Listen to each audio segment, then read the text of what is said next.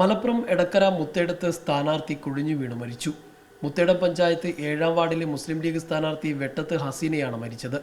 ഇന്നലെ പകൽ വാർഡിൽ വോട്ടഭ്യർത്ഥിക്കുകയും രാത്രി കുടുംബയോഗങ്ങളിൽ പങ്കെടുക്കുകയും ചെയ്തിരുന്നു.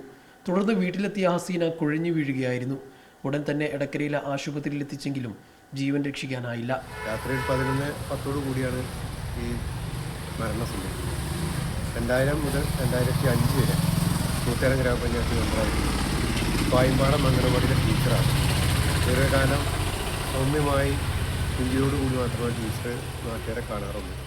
അതുകൊണ്ട് തന്നെ ടീച്ചർ സ്ഥാനാർത്ഥിയായി എന്ന് പറഞ്ഞപ്പോൾ മുഴുവൻ ജനങ്ങളും ആ സന്തോഷം ഏറ്റെടുത്ത് രാഷ്ട്രീയത്തിന് മുഴുവൻ ആളുകളും അത് ഏറ്റെടുത്ത ഒരു സാഹചര്യം ഉണ്ടായിരുന്നു.